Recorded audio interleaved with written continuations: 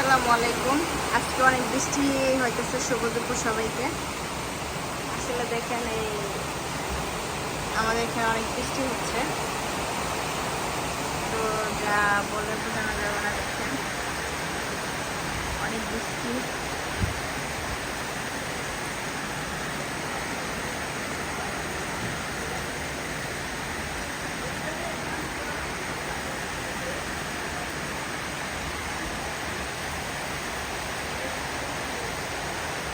আকাশে মেঘ জমে আছে অনেক।